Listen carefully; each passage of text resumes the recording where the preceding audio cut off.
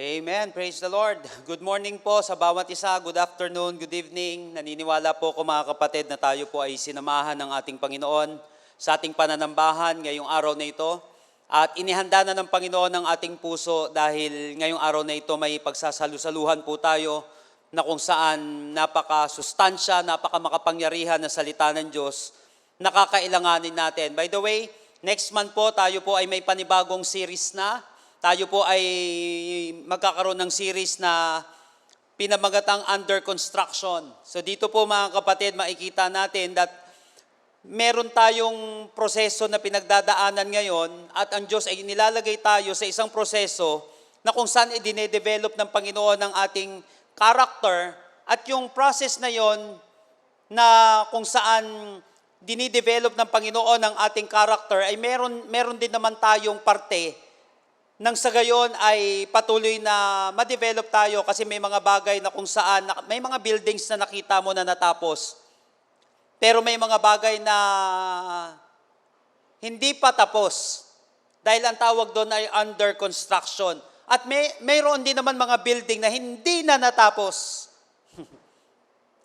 Kaya nga mamimili tayo kung ano ang kalalagyan natin sa ating buhay dahil si Lord meron ng magandang plano sa ating buhay, but syempre meron nga tayong parte na tinatawag dito, tayo ay may volition, tayo ay may choice na ibinigay sa atin ng Panginoon, choice mong lumago, choice mong hindi lumago, choice mong umayos at choice mong hindi maayos, choice mong makatapos at choice mong hindi makatapos. Kaya nga po mga kapatid, kailangan maunawaan natin itong under construction na ito, that we are still under construction. So pag-pray po natin itong panibagong series natin at naniniwala po ko mga kapatid, ito yung buwan na kung saan paglago, ito yung buwan na tuturuan tayo ng Panginoon at tutulungan tayo ng Panginoon nang sa gayon ma-overcome natin yung mga kakulangan sa ating buhay at paano tayo lalong lalago para sa kanyang kalwalhatian.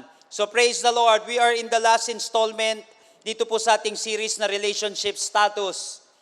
Sinabi natin that relationship can make or break you. Napaka-importante ng isang relasyon sa pag-ayos ng buhay ng isang tao, sa pagsira naman sa buhay ng isang tao ay malaki rin ang epekto ng isang relasyon. Alam niyo po mga kapatid, napakaganda nitong last installment natin dahil of course may kinalaman ito sa relationship, but makikita natin mga kapatid kung ano ba ang benefit nito sa ating buhay. At yung iba mga kapatid kasi pinili na lang na wag nang makipag-relate sa tao kaya ayaw na nila ng relationship dahil nga may nakikita sila ng mga hindi magagandang bagay dito. Kaya nga sinabi natin, relationship, hindi lang naman can break you, but also can make you. Kaya nga, anong uri ng relationship na yon ang mag-aayos sa atin? So let's get started. Alam niyo po mga kapatid, nitong week na ito, tayo po ay dun sa ating pong Amazing Bible College. By the way, you're welcome po para if you really want to grow, pumunta sa panibagong level ng pananampalataya mo. Ang Amazing Bible College mga kapatid ay hindi lamang po sa mga magpapastor. Of course, kasama po yan sa mga magpapastor. Pero lahat po ng mga members natin, lahat po mga kapatid ng gusto pa, na kung saan patuloy na lumago, open po kayo dito. At yung lesson po, this week mga kapatid ay anthropology, or biblical anthropology. Pag-usapan din naman doon yung sin, yung salvation, but mauuna yung anthropology. At alam nyo po mga kapatid, really, ang tao, man is a relational being. Yan mga kapatid yung basic component ng tao. Basic mga kapatid, sa tao ang isang relationship. Man is a relational being. Hindi tayo mga kapatid pwedeng mabuhay nang wala tayong relationship. Kaya nga, there is a sense in which we have no choice but to be members of society. May isang bagay mga kapatid na wala kang choice kundi maging member ka ng isang society na dapat mayroong relationship. We are born into a social life. And in it, we must live. Hindi ka pwedeng umiwas doon. Hindi ka pwedeng mawala doon sa ganong katotohanan. May mga bagay na maiiwasan ka, pero may mga bagay na hindi mo maiiwasan. Kahit na anong gawin mo, nasa paligid ka o nakapalibot sa'yo yung iba't ibang uri ng tao. Kaya lang ang tanong, ano ang magiging response mo doon sa pangyayaring yon, doon sa katotohanan na yon? Alam niyo po mga kapatid, dumating yung panahon na kung saan naging extreme din ako na introvert, na kaya kong mabuhay ng para lang ang dating pero sa totoo wala namang ganon. Na parang kaya kong mabuhay na mag-isa ko, mas gusto kong mag-isa ko. Pero mga kapatid, walang problema sa pagiging introvert. Actually mga kapatid, both yung dalawang yon na personality ay nakakatulong sa society. Nakakatulong ng malaki sa buhay ng isang tao sa kanyang relationship. Kaya kung ano yung personality na ibinigay sa iyo ng Panginoon, you have to maximize it. But huwag ka lang pupunta dun sa extreme. Huwag ka lang pupunta dun sa extreme kasi dun ka sasabit talaga. So yung hindi ka na nakikipag-usap, hindi na pwede yun.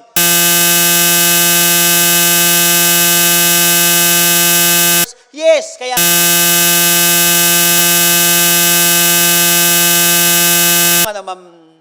kaya mo mag-isa yan. Hindi rin. So kinakailangan pa rin talaga natin na makikipag-relate tayo sa tao. Kaya nga lagi natin sinasabi that your success is always connected to people. Kasi nga ang Diyos, mga kapatid, ay laging gumagamit ng mga tao para sa atin. Kaya niya naman tayong abutin mag-isa. Bakit naman siya gumagamit pa ng mga tao? Kasi nga ipinapakita niya sa atin na kinakailangan natin ng mga katuwang natin sa buhay. Kaya nga, nakadepende yan sa response mo. Kung ano yung nasa, natural na nga yan, mga kapatid, tayo ay wired na dito sa relation, sa social life natin. Wired na tayo, mga kapatid, sa isang society na kung saan may kasama ka. Hindi mo maiiwasan ito. Kaya nga lang, nakadepende ang tagumpay mo at pagkabigo mo doon sa magiging response mo. Recently, I read a study in Psychology Today which concluded that loneliness leads to a wide range of health and social problems. So it is such a serious problem that the author suggests that society should look at loneliness in the same way we look at heart disease, high blood pressure, or diabetes. Sabi po dun sa pag-aaral na yon, ang kalungkutan daw mga kapatid ay may napakalawak na range ng health and social problem.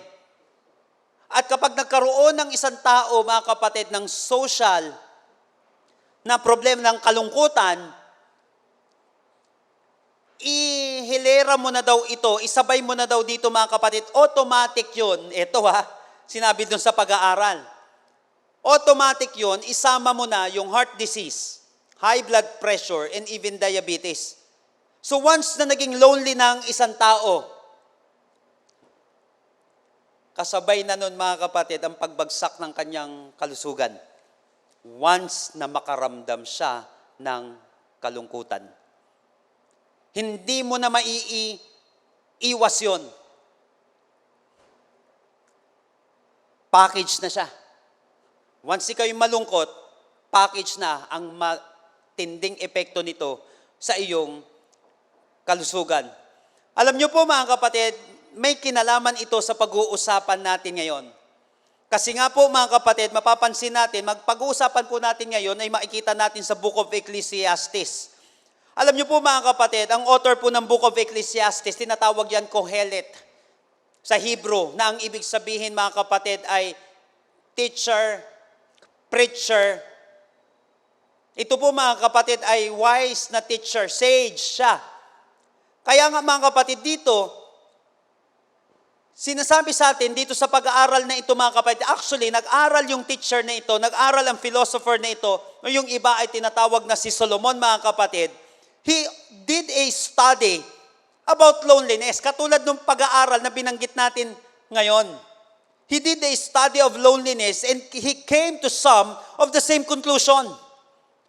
Although he lived some 5,000 years ago, the times that the philosopher or Solomon describes are not much different from the times of today. Alam niyo po mga kapatid, yung dinidescribe niya na problema dito sa passage na ito ay hindi naiiba sa panahon natin ngayon, although 2,500 years na ang nakalipas. Wala halos pinagkaiba. So we can very much identify with the lives of the people of that day. They were a lot of lonely people in those days as well, like us today. The people had to deal with all kinds of stress. And for many reasons, they dealt with the problems on their own. Ito po mga kapatid, is an old age problem already. At sinasabi natin dito, at sinasabi ng teacher dito, sinasabi ni Solomon dito, we need other people. Indeed, the Lord also create us in that way. At dito sa passage na pag-uusapan natin, ipapakita dito, ano ba ang benefit ng isang strong and healthy relationship? Ano ba ang benepisyo nito sa isang tao? At ano ba ang magiging epekto nito pag hindi tayo nakapag-develop ng isang strong relationship? I want you to open your Bible with me in Ecclesiastes chapter 4 verses 9 hanggang 12. Ecclesiastes chapter 4 verses 9 hanggang 12. Verse 9, two are better than one because they have a good return for their labor. 10, if either of them falls down, one can help the other up, but pity anyone who falls and has no one to help them. 11, also, if two lie down together, they will keep warm. But how can one keep warm alone? 12, though one may be overpowered, two can defend themselves. A cord of 3 strands is not quickly broken. So purihin po ang Panginoon sa pagkabasa ng kanyang banal na salita. Ito po yung passage natin sa verses 9 hanggang 11. Pero tignan natin yung context natin. Actually, 2 verses lang po ito mga kapatid. Yung 7 hanggang 8. Alam niyo po mga kapatid, ba't sinabi niya, two are better than one because they have a good return for their labor. Yun yung verse 9. Pero atras lang tayo sa verses 7 hanggang 8. Makikita natin dito. Sabi dito sa kwento, again, I saw something else that didn't make sense. Eto na. I saw something else that didn't make sense.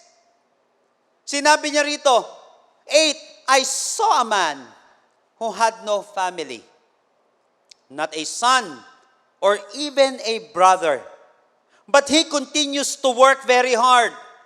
He is very satisfied with what he has. And he works so hard that he never stops and asks himself, why am I working so hard? Why don't I let myself enjoy my life? This is also a very bad and senseless thing. So nababansin mo, kapag mag-isa ka, hindi masaya. Hindi masaya ang mag-isa. Hindi masaya ang laging mag-isa. Of course, natural yun. Yung minsan magdi-devotion tayo, may me time tayo, okay, pero hindi buong buhay natin. Why I don't let myself enjoy life? At sabi ni Solomon dito, this is also a very bad and senseless thing, kahangalan. Ang isang tao na walang matibay na relasyon. Ulitin ko, hindi sinasabi dito na walang mga tao sa paligid niya. Pinili niya na mag-isa.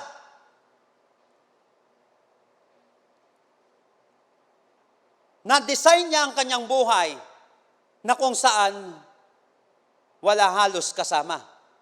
At sabi ni Solomon, this is also a very bad and senseless thing. Kaya pagdating ng verse 9, two are better than one because they have a good return for their labor. Tapos ipapaliwanag na sa verses 10, 11, 12, yung pag-uusapan natin ngayon. So join me in our message entitled, 3 Benefits of strong relationships.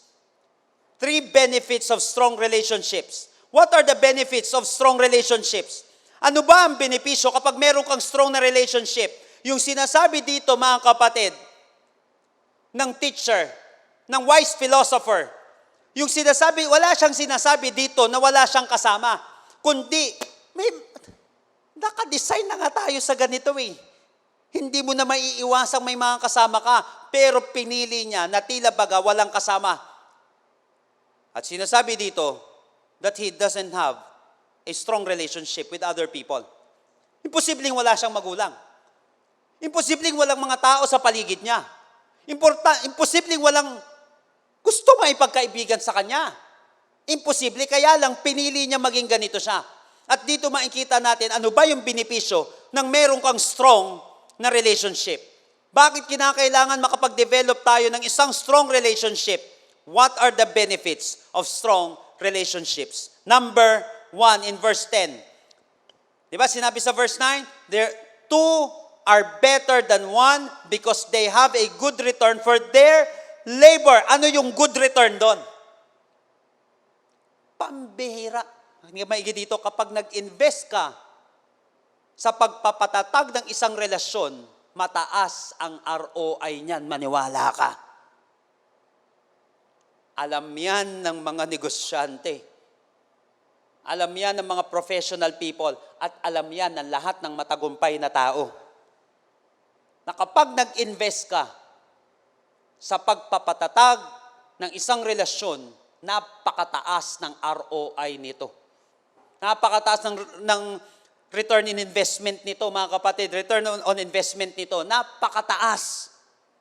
Kaya nga, kailangan makita muna natin kung ano ba ang benefits nito para nang sa gayon. Ito sa totoo lang, mga kapatid. Number 1 rule pagdating sa investment. Don't invest into something which you do not know. Kahit na gaano katindi ang offer sa'yo, at kahit na sino pa ang nag-i-endorse nito, huwag kang mag-i-invest kung wala kang naiintindihan sa papasukin mong investment. Sa kabilang banda, kapag may naiintindihan ka dito at alam mo yung magandang epekto nito, pinag-aralan mong maigi, mag-risk ka doon. Walang problema yun, nakakita ka, may mga nabigo, okay lang yun, natural yun. Pero mga kapatid, dapat marunong ka na pumasok doon, lalo na pinag-aralan mo kung magiging mataas ang ROI nito. Ngayon, mga kapatid, ano ba ang ROI nito? 2 are better than 1 because they have a good return for their labor. Good, mga kapatid, ang ibig sabihin nito, may beneficial result. Mataas ang ROI. What are the 3 benefits of strong relationships? Number 1 in verse 10. If either of them falls down, one can help the other up. Number 1 is helper. Helper. Alam niyo po, mga kapatid, sa totoo lang, nung panahon na yon, travel in those days was not like it is now. Dati po, mga kapatid, there were a lot of dangers on the road. Kasi nung panahon na yon, kapag ikaw ay maglalakbay, dadaan ka sa isang bundok, dadaan ka sa isang disyerto, dadaan ka sa isang bangin, at pwede, mga kapatid, tayong madapa doon. Pwede tayong mapagod, at pwede silang mahulog nung panahon na yon. So if you are on your own, then your travel is much more precarious than when you travel with one or more people. Kaya nga, mga kapatid, mas delikado eh. Kapag mag-isa kang bumabiyahe dati, mas delikado. Kaya nga mas napaka-importante nun. Alam niyo po, mga kapatid, sa totoo lang, alam naman na natin, hindi naman talaga 3 kings yung dumalaw kay Jesus Christ nung panahon na yon. Alam niyo, lalong hindi 2. Pero lalong hindi 1. Na wise men yung dumalaw doon. Ang dumalaw doon, mga kapatid, napakarami. Kasi during that time, especially from Iran, papunta ka doon sa Bethlehem, caravan ang ginagamit dati. Kasi may mga bandido doon, mahirap ang biyahe dati. Napakahirap. So kapag ikaw ay bumabiyahe, napaka-importante, yung marami kang kasama. Kasi pwede kang mapagod, pwede kang madapa. Alam niyo po, itong binibigay na ito ni Solomon na example ay hindi lang para sa mga traveler ito. Gayun din naman mga kapatid sa buhay ng isang tao, lalo na sa atin ngayon. Now, if you have a helper,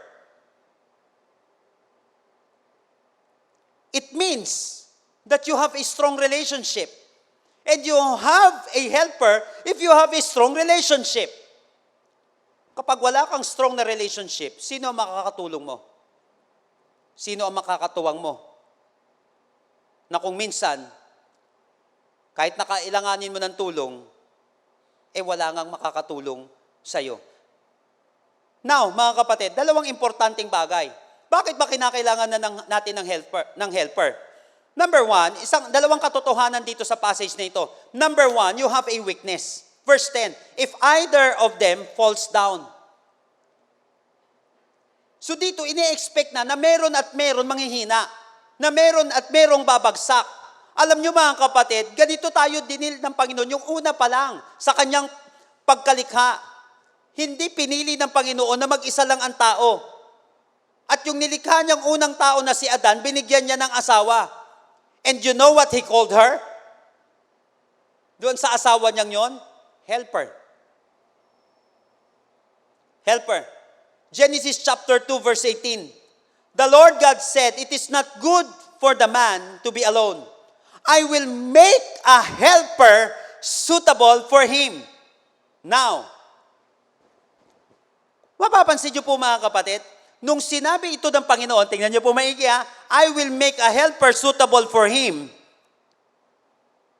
Nakita ni Lord na kailangan ni Adan ng helper before the fall into sin. Bago pa may fall, kailangan niya na ng helper. Bago pa sila nag-fall.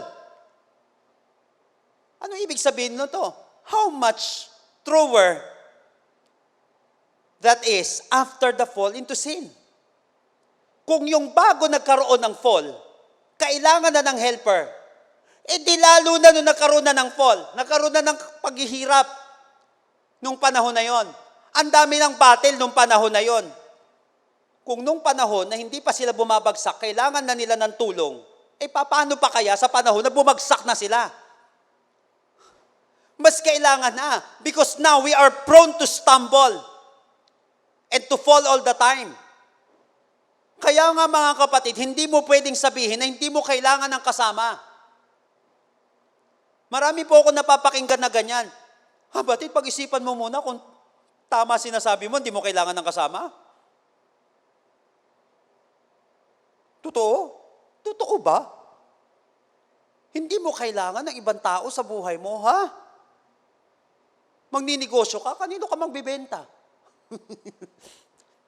Magti-teacher ka, hindi mo kailangan ng tao, ng kasama, kanino ka magtuturo? Kahit ng mga doktor, kahit ng mga abogado, hindi na lang sa kliyente nila, kailangan mo pa rin ng katuwang mo, pagtatadungan mo, o panyero, o tol, pray. Paano ba pinagdaanan to? Ano bang gagawin ko? Dito. Hindi ka pwedeng mabuhay na mag-isa, kapatid. Nung panahon na immortal pa sila, nung panahon na wala pang fall, kailangan na ng tulong ni Adan nung panahon na yon. Di lalo na nung sila'y bumagsak, mas kailangan na lalo ng tulong, lalo na sa panahon natin ngayon. Tandaan kapatid, hindi ka laging malakas. Hindi ka laging malakas. Kaya nga mga kapatid, dumaan ako sa pagiging extreme na introvert. At pinipili ko na mag-isa, kahit na may party, gusto ko sa sulok. Kapag may mga gathering, gusto ko sa sulok. Pinili ko yon. Pero sa totoo, darating pala ang panahon, mararamdaman mo, parang wala nagmamahal sa'yo. And then, unti-unti ako nag-grow, iniisip ko, ba't ganito nararamdaman ko? Pinili ko to. Therefore, kailangan ko pa rin ma-develop yung sarili ko. Kailangan ma-develop pa rin yung social skill ko. Kailangan ma-develop pa rin yung, alam mo yun mga kapatid, yung relationship skill ko. Yung pakikipag-relate ko sa mga tao, kinakailangan pa rin na nandi-develop ito kasi hindi ako laging malakas. Sinabi ni Thomas Kempis, the acknowledgement of your weakness is the first step in repairing our loss. The acknowledgement of our weakness is the first step in repairing our loss. Kailangan aminin mo na may kahinaan ka para mapagtagumpayan mo yon. Yung mga bagay na kung saan, tandaan natin, minsan sinasabi natin, hindi, maliit lang naman to. Kaya ko to. Tanda mo kapatid, a small leak can sink a ship. Akala mo maliit lang yan, pero mamaya pababagsakin ka na yan. Yung maliit na butas na yan. Pag yan natuloy-tuloy, pwede niyan palubugin ang isang barko at pwede niya rin palubugin ang buhay mo. Therefore, you have to acknowledge your weakness. Ito ang unang kapamaraanan para ma-repair natin yung mga loss natin sa ating buhay. Tandaan natin, you have a weakness. That's why we need a helper. Pangalawa, mapapansin natin dito, you are not helpless. If either of them falls down, sinabi dito, one can help the other up. So if you have a strong relationship, definitely you are helpless. You are not helpless. If you have a strong relationship, definitely you are not helpless. Kung may strong na relationship ka, tiyak yan, may mga tutulong sa'yo. Alam niyo po mga kapatid, dumadaan din, ako personally, dumaan din naman ako sa mahirap na sitwasyon ng buhay eh. Kaya lang, may strong na relationship ako. Kaya nga, mga kapatid, sa totoo, sa panahon na mahina ka, sa panahon na babagsak ka, hindi ka talaga helpless eh, because one can help the other up. That's why someone said, it's okay to help things. Or someone said that it's okay to accept things from people. It doesn't make you weak or helpless. It's okay to accept things from people. Hindi masama na humingi or hindi man humingi na tumanggap ng tulong sa mga tao. Kasi nakapag-develop ka ng strong relationship, tiyak yan may tutulong at tutulong sa'yo. Hindi pwedeng wala. Kaya kung walang tumutulong sa'yo, baka wala kang strong na relationship. Baka hindi ka nag-invest. Pag puro sa sarili lang natin tayo nag-invest, mga kapatid, at hindi tayo nag-invest sa relationship natin sa ibang tao, darating ang panahon, walang tutulong sa atin. Kasi hindi naman tayo nakapag-develop ng strong relationship sa ibang tao. At sinabi natin, darating ang panahon na manghihina ka.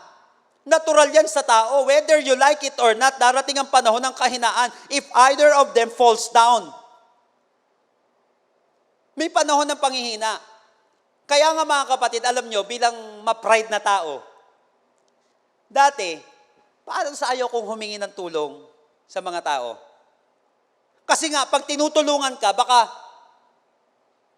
feeling natin, baka sabihin nila, walang-wala ako. Baka sabihin nila, poor na ako. Baka sabihin nila, hindi ako malakas. Baka sabihin nila, mahina ako. Eh, ba't hindi mo aminin? Totoo naman. Nakuha po natin mga kapatid, kaya na-develop sa akin, nung panahon na ako'y mahina, nung panahon na ako'y wala, okay lang tumanggap ng tulong. Bakit? Eh kasi nga wala ako, tinutulungan ako, maybe padala yan ni Lord sa akin. At, pantanggal mga kapatid, ng inferiority. Pag ako rin naman, nakabangon-bangon, ako rin naman yung tutulong sa iba.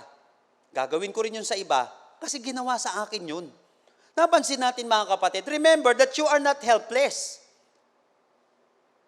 Kung ikaw ay may strong relationship, hindi mo pwedeng isipin na wala akong katuwang, na mag-isa lang ako. Kaya nga sasabihin natin, hindi, wala naman talaga akong katuwang sa buhay eh.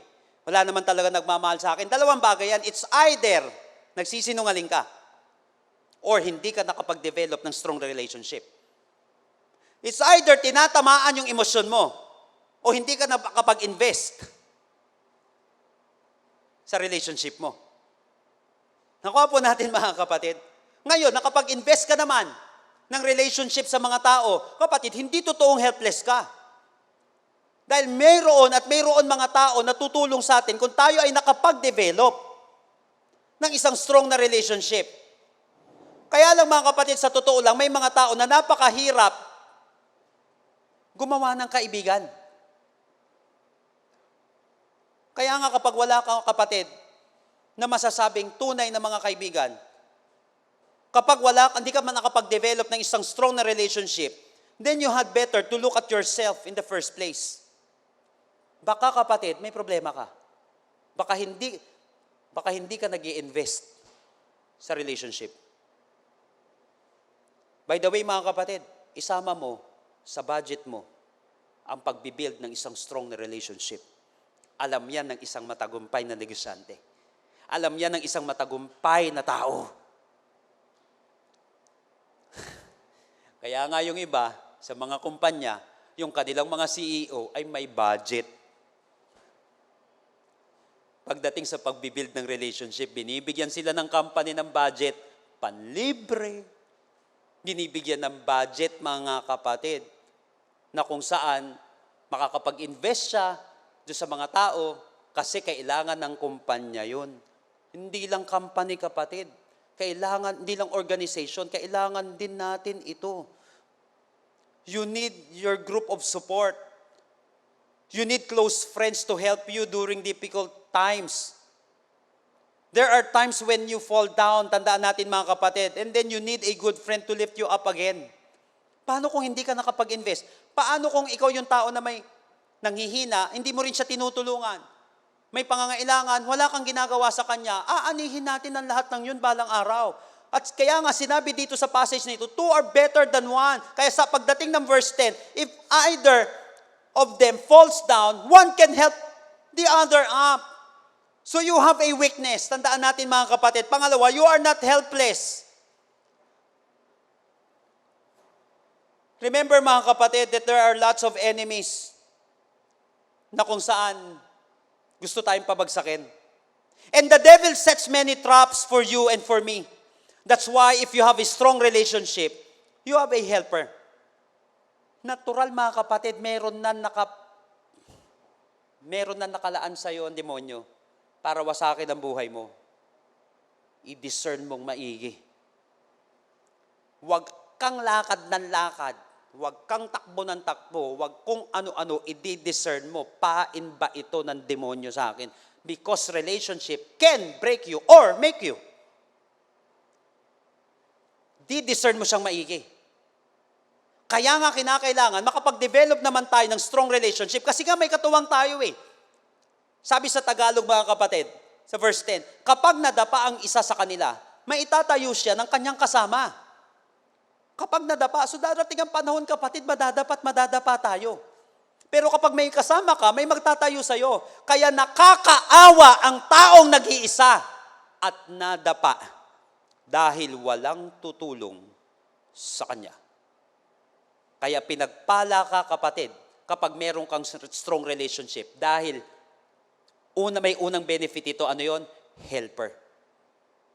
Helper. Pangalawa, in verse 11, also, if two lie down together, they will keep warm. But how can one keep warm alone? Number 2 na benefits, mga kapatid, ng strong relationship is warmer. Uy, warmer. Wala man tayong same condition ng pag-travel katulad dati. Pero mga kapatid, sa totoo lang, may mga sitwasyon tayo na kung saan napakahirap. Ano yun mga kapatid? May mga season ng panlalamig at panghihina. Sa kanila dati, maglalakbay ka. Akyat ka ng bundok, daan kang disyerto. Pag napakainit, problema. Pag winter, problema pa rin. So dito, sinasabi na may season ng buhay ng tao. Hindi laging summer. May winter din. May panahon ng panlalamig. At sa panahon ng panlalamig, mga kapatid, ang daming pwedeng mangyari sa buhay ng isang tao. Alam nyo mga kapatid, meron mga umaangal ngayon, may mga nagtatanong, nakita ko sa mga car clubs, shout out sa mga club namin, sasakyan. Tataka yung iba, bakit daw biglang humihinto yung sasakyan nila habang nagdadrive sila? Naranasan nyo na po ba ito? Sabing ganon. Yung humihinto habang nagdadrive ako, maraming dahilan dyan kung bakit. At alam nyo, isang simpleng dahilan, mga kapatid, cold start. Cold start. Yung pag-tring, wing! Ganon agad. Parang may mga veins din naman ng sasakyan. Hindi ko sinabing 1 hour, yung parang jeep tayo, ganon ng ganon. Bomba ng bomba. Pero kinakailangan naman, padaluyin mo naman sa painitin ng konti. Kahit konti lang, kahit 1 minute, 2 minutes. Nakawa natin mga kapatid, kahit minsan biglang humihinto kasi cold start na tinatawag. So kinakailangan, pati nga sasakyan, kinakailangan papainitin mo. At ang tendency, kapag hindi mo nagawa yon, titirik ka. That's why marami na ang tumirik sa kanilang journey. Bakit? Dumarating ang panahon ng panlalamig. At pag dumating yung panahon na nanlalamig ka na sa negosyo mo, nanlalamig ka na sa pag-aaral mo, nanlalamig ka na mga kapatid sa relationship mo, nanlalamig ka na sa pananampalataya mo, kailangan mo ng kasama. Kailangan mo ng warmer. Ngayon, kung nakapag-develop ka ng strong relationship, hindi sa lahat ng panahon, mainit ka. Darating ang panahon na napakalamig mo, pero dahil may kasama ka, na kapag invest ka sa kanya, minsan kahit may ginagawa yun, bibigyan ka ng oras yun. Bibigyan ka niya ng oras kasi nga, iisipin nun. Siya nga dati, binigyan ako ng oras eh. Sa kanya nga dati, nakapagbigay ako ng panahon eh. Nakuha po natin mga kapatid, so napaka-importante ng strong relationship. Kasi ito yung magiging warmer natin. So you have a warmer if you have a strong relationship. Ngayon ang tanong, kapag dumating ang season na ito, pag dumating yung season ng panlalamig mo, meron kayang magpapalakas sa'yo? So you have a warmer if you have a strong relationship. Kapag nakapag-invest ka, kapag nakapag-develop ka ng isang strong relationship, may magpapainit sa'yo eh. Sa panahon na nanlalamig ka. Dalawang bagay mga kapatid. Number 1, we can keep each other warm. Verse 11, also if you lie down together, they will keep warm. Hindi lang mga kapatid dito sinasabi yung mag-asawa. Journey nga ito mga kapatid. So whether mag-asawa, magkakaibigan, pag nasa journey ka, cold life. Darating ang panahon ng coldness. Darating ang panahon ng panlalamig. Hindi laging mainit ang season ng buhay ng isang tao. Also, if two lie down together, kaya sinabi sa Tagalog sa verse 11, kapag malamig, pwede kayong matulog ng magkakatabi at pareho kayong maiinitan. Pero kung nag-iisa ka, paano ka maiinitan? So pwede, di ba sinabi ko kapag may cold start, minsan tumitirik yung sasakyan, bigla-biglang humihinto. Kaya maraming tumirik eh. Kasi nasanay na lang mag-isa, hindi nakapag-invest sa iba. Nasanay mag-isa, hindi nakapag-invest sa iba. But dito sinasabi, we can keep each other warm. Dahil may strong relationship tayo eh. So pwede mong palakasin, pwede mong pagningasin. Mga kapatid, in 25 years of my ministry, alam na alam ko to. Both sa akin at sa ibang tao. Dumarating din yung panahon ng panlalamig ko. At marami akong mga nakasama mga kapatid na sila'y nanlamig. Pero nung kami nagkasama-sama, muli silang nangarap. Nung ako yung nanlalamig, bilang isang tao, bilang isang pastor, may nakakausap akong ganun, bumabalik yung apoy ko eh. Sa paglilingkod, nangyari na sa'yo yan eh. Yung pag-start mo okay nung una, tapos boom, nag-aaral ka, ang init mo ng una, mamaya tinatamad ka na, kalagitnaan ng school year. Sa pagninegosyo mo, excited ka nung una, pangalawa, sarado na lagi business mo, hindi ka na nag-strategize, hindi ka na nag-a-update, hindi ka na nag-a-upgrade. Natural to mga kapatid. At kapag ikaw mga kapatid ay nakapag-develop ng strong relationship, you can keep each other warm. Pwede kayo magpalakasan, pwede kayo mag-apuyan. Pangalawa, mga kapatid, na ibig sabihin nito, mapapansin natin dito that you can't always keep yourself warm.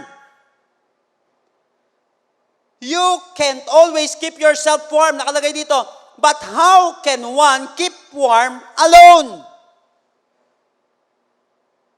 Pag bumabiyahe ka, tapos napakalamig ng sitwasyon, paano pa iinitin ang sarili mo? Pero kung nag-iisa ka, paano ka maiinitan? Makinig ka maigi dito, kapatid. Napansin ko lang, na may panahon pala na mahirap maging on fire mag-isa. May panahon na pwede. Alam ko yun, kasi alam ko yung fireplace ko. Isa sa mga fireplaces natin, yung devotion natin. Pero napansin ko na mayroong panahon na hindi mo kayang maging on fire mag-isa. May panahon na mahirap maging on fire mag-isa. Kaya nga may fellowship na tinawag si Lord. Kaya nga may relationship na tinawag sa Panginoon. Because you can't always keep yourself warm. Walang naging on fire na Kristiyanong mag-isa. On fire ka mag-isa? Hindi nga ganyan ang disenyo ni Lord sa church Kaya nga church, kapag mag-isa ka, hindi ka church. Believer ang tawag sa'yo. Kasi ang ibig sabihin ng church, called out once. Ngayon, kapag yung mga isang believer, nakipag-assemble siya sa kapwa niya believer, church ang tawag doon, assembly. Hindi sa lahat ng panahon, kapatid, kaya mo painitin ang sarili mo. Hindi sa lahat ng panahon, kaya mo maging on fire, mag-isa. Brothers and sisters, we need to keep each other warm. Because you can't always keep yourself warm. Mahirap maging on fire mag-isa. Mahirap. Kaya mga kapatid, nakita ko, kapag ang isang negosyante wala siyang connection, kahit nga pastor kahit leader, wala kang connection, wala kang time makipag-fellowship, kapatid, manlalamig ka, maniwala ka. Titirik ka sa pananampalataya mo, titirik ka sa ministry, mapag-iiwanan ka. Kaya maraming mga on fire dati, na pag-iwanan ngayon, hindi sila nag-invest sa relationship. Hindi sila nag-invest. Walang importante na intindihin natin ng pamilya natin.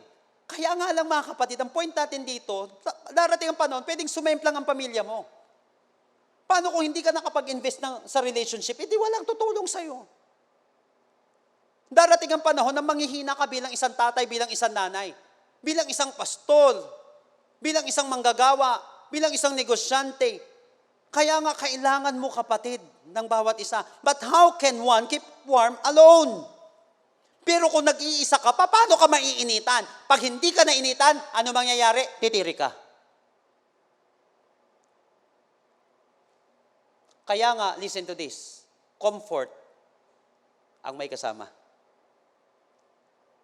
Comfort yun kapag may kasama ka.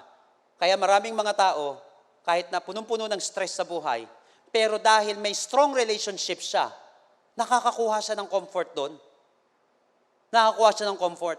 Kaya nga minsan may tinawag tayong comforter, di ba? Minsan gusto-gusto natin, lamig-lamig ng nakatodo yung aircon, pero sarap no, yung may ganun ka, may napakakapal mong kumot, nakumot-kumot ka ng ganun. Parang safe na safe ka. Ganun din mga kapatid. Kapag may strong relationship ka, mayroon kang warmer. Dahil hindi ka pwedeng laging maging on fire mag-isa. Kailangan natin ng ibang tao sa ating buhay. At if two lie down together, they will keep warm. Kaya nga napaka-importante dito, two. Kaya nga dapat nag-i-invest ka sa iyong relationship. Ngayon ang tanong, ano yung mga bagay na ginagawa mo para makapagsalin ka ng apoy sa iyong kapwa? Napansin mo, kapag nakapagsalin ka ng apoy sa iyong kapwa, hindi na siya mamamatay. Or, dalawang bagay, makakapagpatuloy pa siya sa kanyang buhay. Napansin niyo mga kapatid, hindi ka natitirik, uusad ka pa. Hindi ka natitirik, uusad ka pa. Again, we need to keep each other warm because you can't always keep yourself warm. Hindi pwede. Pero kapag ikaw ay nakapag-develop ng isang strong relationship, meron kang warmer. At salamat mga kapatid, because in my 25 years ng ministry, may mga warmers ako sa buhay. May mga tao na ginamit sa akin ng Panginoon para makapagbigay ng apoy. Kaya nga hindi pwede na hindi ka nagde-develop ng isang strong na relationship. Sa pamilya mo, sa paligid mo, sa buhay mo. Number 3, last but not the least, verse 12. Though one may be overpowered, two can defend themselves. A cord of 3 strands is not quickly broken. Pambihira.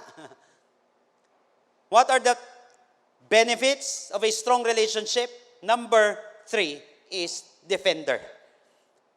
Though one may be overpowered, two can defend themselves. A cord of 3 strands is not quickly broken. So you have a defender if you have a strong relationship. Why, mga kapatid? Dalawang importanteng bagay. Because number 1, your strength alone is limited. Your strength alone is limited. Though one may be overpowered, two can defend themselves.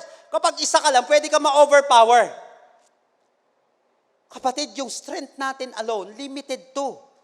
Pero pag pinagsama mo yung lakas, nakakita ka na dati sa mga anime, o mga cartoons dati, o sa mga superheroes dati, pag mag-isa lang yung power, no, na tinatalo siya, pero pag nagsama-sama na yung kapangyarihan nila, natatalo nila yung malakas na kalaban.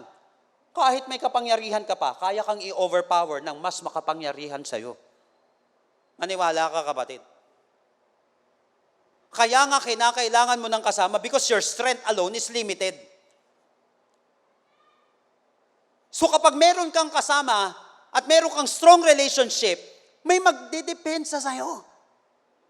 Kasi sabihin na natin kaya mo dito sa side na to.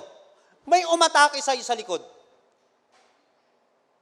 Tanda mo kapatid, marami kang magiging sugat, hindi sa harapan, kundi talikuran. Maraming mga sugat na tinamo ang isang tao, hindi siya tinamaan sa harap. Ang dami niyang tama sa likuran. Paano ka mabubuhay ngayon? Paano mo mapagpapatuloy yung buhay mo? Paano mo kakayanin ito, kapatid? Relationship. Kasi magkakaroon ka ng defender dun sa likod. Though you may be overpowered, two can defend themselves. Indeed, there is strength in numbers. Di mo pwedeng sabihin, Kristiyano ka, mag-isa ka, wala kang fellowship, wala kang life group, wala kang mentor, wala nagdi-disciple sa'yo, wala kang dinidisciple. Hindi ganun ang pagka-design ng Panginoon. Kaya once pumasok ka sa church ni Jesus Christ, kailangan mo ng discipleship. I-disciple ka at magdi-disciple ka. Kaya mga kapatid, panawagan sa bawat isa na nandirito ngayon na nakakapanood. Huwag kang nasasanay na mag-isa. Because your strength alone is limited. There's always strength in numbers. Yung dalawa nga kayo, kapatid may maaabot ka na. May mai-evangelize na. Marami nang matutulungan. Paano kung 5 ka? Paano kung 10 ka? Paano kung 1,000 ka? Paano kung 1,000,000 ka? There is strength in numbers. Kaya dapat nagmumultiply. Because your strength alone is limited. Pangalawa, mga kapatid, you are strong when united. You are strong when united. Tignan nyo mga kapatid, verse 12, basahin ko sa easy to read version. An enemy might be able to defeat one person, but 2 people can stand back to back to defend each other. And, hindi na lang 2. May susunod na. And 3 people are even stronger. They are like a rope that has 3 parts wrapped together. It is very hard to break. So in order to make this point further, the teacher says that a cord of 3 strands is not quickly broken. So gumamit mga kapatid dito si Solomon ng number 3 for poetic reasons.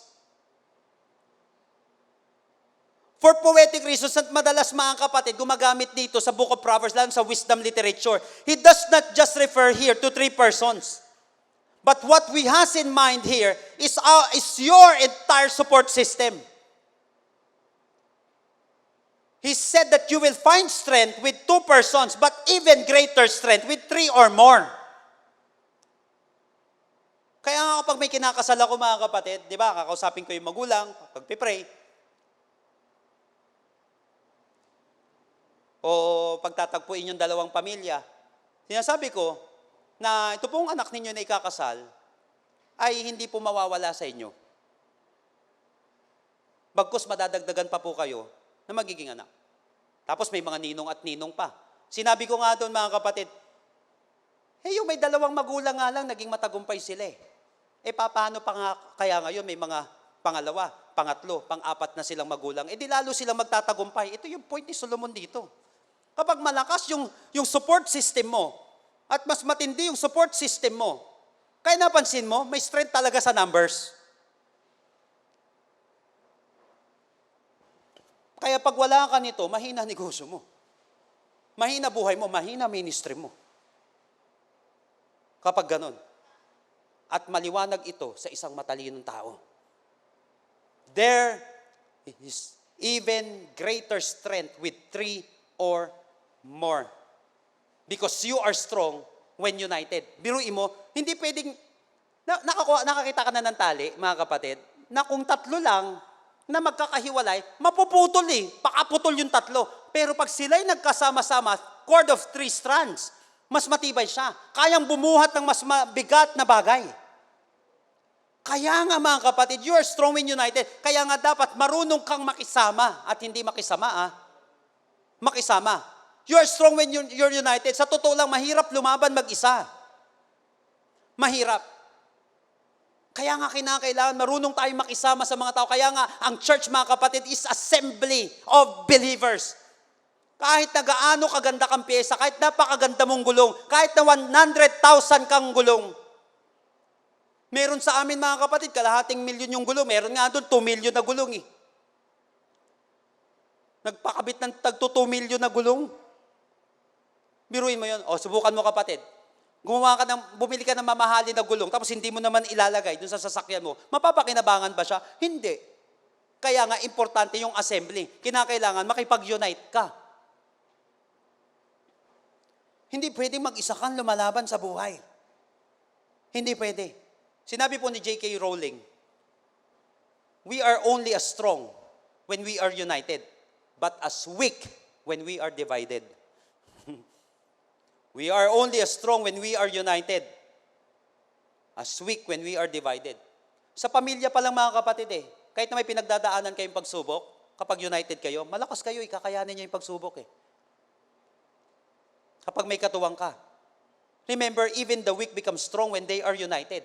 Kahit naman, nipis ka lang na tali, pero sumama ka sa, kahit na sabihin mong 1 pa, 2, 3, 4 na manipis, tumitibay na kayo, lumalakas na kayo.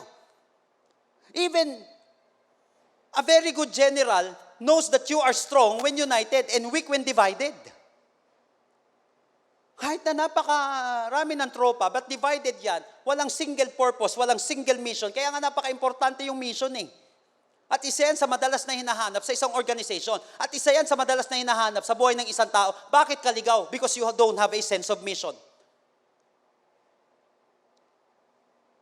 At wala kang kasama na may same mission with you. Tandaan mga kapatid, madali kang matalo kung nag-iisa ka. Pero kung may kasama ka, mahirap kayong talunin. Maraming aatake sa'yo. Kaya nga mga kapatid, though one may be overpowered, 2 can defend themselves. Tapos sinabi niya pa, a cord of 3 strands is not quickly broken. Siguradong may defender ka. Dahil hindi sa lahat ng panahon, kaya mong harapin ang kalaban mo. Nakapanood ka na kapatid ng isang gera? Yung mga nanood dati dito ng Jumong. Yung mga nagbabasa dito ng Bible. Di ba? May mga mighty men si David. May limitasyon Yung isa kayang pumatay ng 300. Yung isang tao kayang pumatay ng 1,000. Yung isa kayang pumatay ng 1,000 plus. Pero lagi may limitasyon. Paano kung kaya mo 1,000? Pero kalaban mo, 1,001. Talo ka pa rin. Kasi kaya mo 1,000 lang. Pero kapag may kasama kang isa, kahit na nga hindi sing lakas mo mapapanalo mo siya. Yung nakasama mo, ang kaya niya, 5. Isa na lang naman yung natitira. O di panalo kayong 2. Nakuha natin mga kapatid. Kapag ikaw ay nag-develop ng isang strong relationship, mayroon kang defender. Kasi hindi lahat ng ibabato sa'yo, hindi lahat ng ipupukol sa'yo ng mga tao ay kaya mong depensahan. Pero may mga tao na didepensa sa'yo. May mga tao na tutulong sa'yo kasi hindi lahat ng panahon, hindi lahat ng laban ay kaya mong harapin. May laban sa harapan, may laban sa likuran, may laban sa tagiliran. At may laban pa within. Your strength alone is limited. And you're strong when united. Again, we are only strong as we are united, as weak when we are divided. Starting today, mga kapatid, invest in relationship. Invest. Mahina ang isang tao na hindi nakapag-invest nito. Again, what are the 3 benefits of strong relationship? Number 1 is helper. Why? Because you have a weakness. Meron lahat tayong kahinaan. Hindi mo kaya mag-isa. And I want you to know that you are not helpless. Pag may kasama ka, huwag mong iisipin na kawawa ka naman. Hindi ka kawawa. Dumating ang panahon, mga kapatid, na napakalaki ng pangangailangan ko. Tayo, kahit paano, kahit hindi sobrang yaman, bata pa ako, marunong na ako mag-invest dito sa relationship. Kahit na nasa mundo ako nung panahon na yon. Lalo na nasa mundo. Kaya nga matindi akong recruiter. Hindi ako daan-daan lang. Nung nasa mundo ako. Pag nag-recruit ako sa fraternity dati, napakarami. Kasi marunong ako na ito. Dumadating ang panahon na, of course, hindi lang naman puro kalokohan yan Pati sa kaibigan, nandoon ka sa panahon na wala siya. Kailangan niya ng tulong, kailangan niya makakausap, nandun tayo. Pero dumadating yung panahon na mangangailangan ka pala, tapos hindi mo alam kung sino lalapitan. Hindi mo alam kung sino lalapitan mo, na ang tendency na lang umupo ka mag-isa. Na parang ang dating mo, hopeless ka na. Pero kapag nakapag-develop ka ng strong relationship, hindi ka pala helpless. Mamaya dyan, may nagbayad na, ng pangangailangan mo. Mamaya dyan, hindi ka pa humihingi, nagbibigay na. Mamaya dyan, hindi niya naman alam kung ano yung pinagdadaanan mo, pero nandun siya para sa'yo. Kasi nga, nakapag-develop ka, nag-invest ka sa relationship. Pangalawa, warmer. Because we can keep each other warm. May panahon na kapatid, ikaw yung nanlalamig. At may panahon na yung kapwa mo nanlalamig. Ano magiging parte mo sa buhay niya? Para lang wag siyang tumirik. Para lang maitaguyod niya yung pamilya niya, yung buhay niya. Para lang makapagpatuloy siya sa pananampalataya niya, kapatid. We can keep each other warm. Mahirap maging on fire mag-isa. You can't always keep yourself warm. Kailangan din naman natin ng tulong ng ibang tao. Huwag tayo magmamalaki na on fire na ako. Kahit bishop ka pa, kapatid. Kahit na archbishop ka pa. Kailangan mo ng tulong. Even Jesus Christ, nung siya may bigat na pinagdadaanan, come. Sabi niya ganun. Sinama niya pa rin sa Gethsemane. Sinama niya pa rin kasi kailangan niya ng kasama. Kailangan niya. Defender, your strength alone is limited. And you're strong when united. Dito na ako mag-i-end, mga kapatid. Again, tignan natin tong Ecclesiastes 4, chapter 4, 9 hanggang 12. Sabi sa 9, 2 are better than 1 because they have a good return for their labor. 2 are better than 1 because they have a good return. Ako, sa mga negosyante dito, mag-isip ka maigi dito. Sa mga estudyante, sa mga magulang, sa lahat ng gusto maging matagumpay sa kanyang buhay. Isipan mo itong maigi. Because they have a good return for their labor.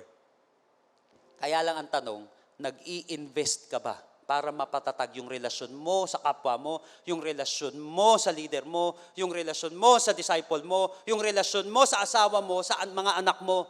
sa pamilya mo? Nag-i-invest ka ba? May good return daw yan sa lahat ng ginagawa mo. May good return. Kasi tiyak yan darating ka sa pagsubok, kapatid. At kaya mo ito iintindihan ngayon. At kaya mo ito napapakinggan ngayon, kapatid. Sinasabi sa iyo ng Panginoon, invest in relationship. Huwag lang sarili mo ang pinapatatag mo. Patatagin mo yung relasyon mo sa kapwa mo. Darating ang panahon ng panghihina, darating ang panahon ng pagtanda. Darating sa panahon na hindi mo kaya lagi. Darating ang panahon ng even pagbagsak. If either of them falls down. So mapapansin natin dito, mga kapatid, tingnan nyo. If either of them falls down. Tapos sinabi sa 11, also if two lie down together, they will keep warm. Kapag malamig, sabi dun sa Tagalog. Sa 12, though one may be overpowered. So mapapansin natin, sa buhay ng isang tao, may darating na panahon. Ano yon? Panahon ng pagbagsak. Panahon ng panlalamig. At panahon ng matinding laban sa buhay. Pakinggan mo itong maigi. Panahon ng pagbagsak. Negosyo. Pagkatao mo, darating yung panahon na yan. There's a time for everything. Darating yung panahon ng panlalamig. Kung paano ka on fire ngayon sa isang relationship, kung paano ka on fire ngayon, mga kapatid, sa negosyo, sa pag-aaral mo, hindi laging ganyan, maniwala ka. Ako yung taong on fire ako pagdating sa pag-aaral. Pero masasabi ko sa iyo, mga kapatid, dumarating ang panahon, tinatamad din ako. At alam ko, kapatid, kaya sumasama ako sa mga taong pala-aral, hindi mga taong pala-angal. Kasi, I must keep on learning. Ayaw ko mapag-iwanan ako, ayaw ko mapag-iwanan tayo. Kaya kinakailan, sumama ako dito kasi dumarating ang panahon, tinatamad ako eh. Minsan nga hindi nagsasalita yung kasama kong masipag eh, dahil napapanood ko siya kung paano siya ka-dedicated. Di niya alam, nung panahon na yung bagsak ako, malamig ako. Kaya lang, dahil sa pagmomodel niya, nakakatulong siya sa atin. Nag-o-observe pa lang ako dun. Ino-obserbahan ko pa lang yung buhay niya, hindi pa niya ako tinutulak. Darating ang panahon, kapatid, ng pagbagsak. Darating ang panahon ng panlalamig. At darating ang panahon na may mabigat kang laban sa buhay.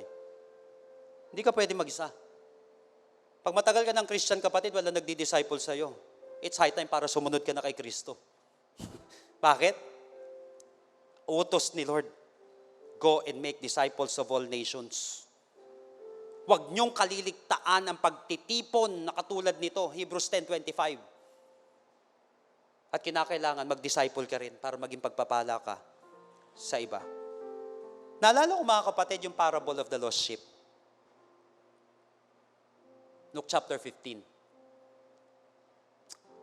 Di ba nauna doon, parable of the lost son, parable of the lost coin, parable of the lost sheep. Ang parable of the lost son, if you are out of relationship, pag wala ka sa relationship mo, wala kang sira yung lost ka kapag wala kang relationship. Lost ang tawag doon. At yung coin naman, kapag nawala, mga kapatid, out of circulation, lost ang isang tao na useless. Na dapat nagagamit, kaya lang hindi nagagamit, lost ang tawag doon. Kapag out of relationship, lost din ang tawag doon. Paano yung parable of the lost sheep? Lost ka, kapatid. Kapag mag-isa ka. Kaya lost ang taong laging nag-iisa. Kaya nga sinabi doon, mga kapatid, Luke chapter 15, Jesus came to seek and to save the lost. Ayaw ni Lord na mag-isa ka. Una, kapatid, kailangan mo siya. May tendency sa isang sheep na mag-isa. Kasi nga, mga kapatid, one of the dumbest animal, hindi ko natatagalugin.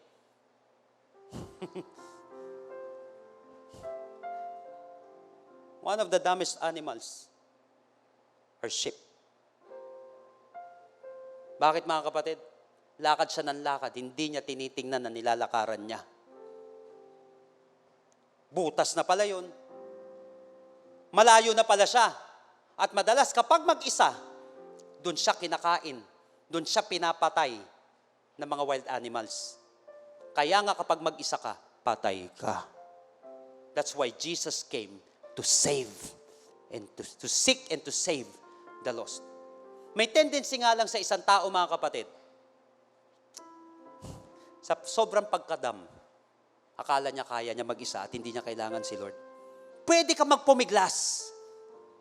Pwede mong i-reject yung tulong na ibibigay sa'yo. At pwede ka magmataas. But today, mga kapatid, I don't know. Sino sa atin ngayon nakakaranas ng loneliness sa ating buhay? Sino sa atin ngayon feeling mo, kailangan mo ng kasama? O kaya, sino sa atin ngayon feeling mo, hindi mo kailangan ng kasama? Yun ang pinakadilakado. Kasi maliwanag, darating ang panahon ng pagbagsak, ng panlalamig, at matinding laban sa buhay. Ngayong oras na ito, nananawagan ng Panginoon. Handa ka bang magpaakay sa Kanya? Handa ka bang magpaligtas sa Kanya? Gusto kang iligtas ni Lord sa sitwasyon na yan. Ikaw at ang Panginoon ngayong oras na ito. If you're feeling lost right now, dahil sa pagbagsak, I can sense in my heart that meron isang tao ngayon na kung saan bagsak ka sa buhay.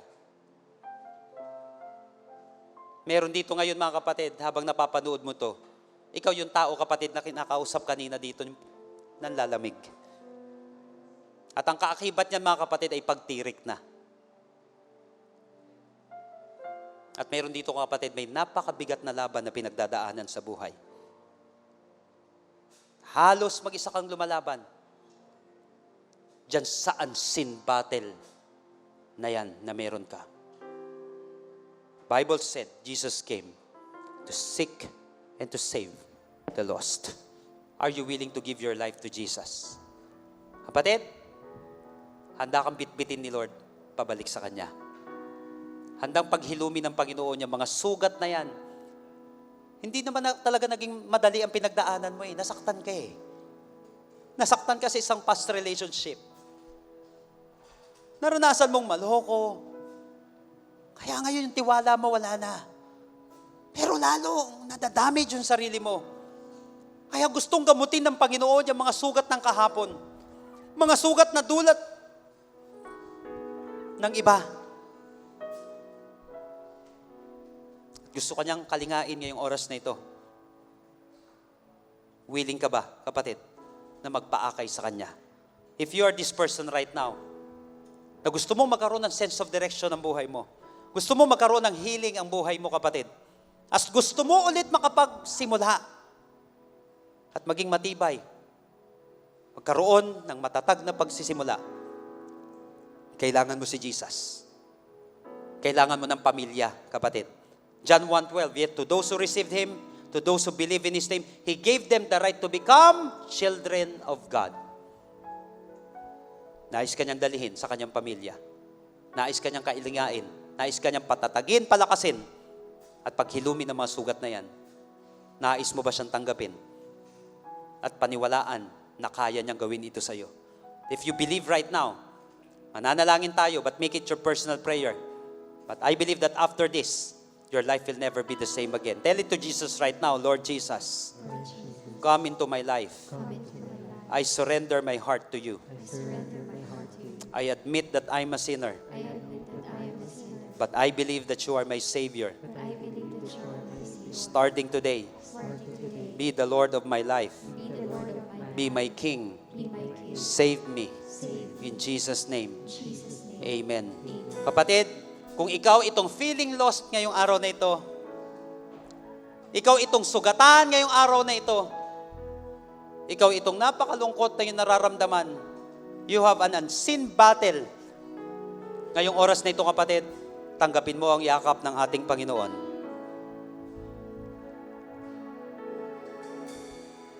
May Diyos na nagmamahal sa iyo. Tanggapin mo yung comfort na nagmumula sa Panginoon. The Lord is surrounding you with your love, with His love right now. The Lord is embracing someone right now. Ngayong oras na ito, sapat yan kapatid, sinasabi ng Panginoon, anak, lalaban tayo. Hindi ka na lang mag-isang lumalaban. Anak, hinihilom ko ang mga sugat mo. Sisimula tayong muli. Makakapagsimula kang muli.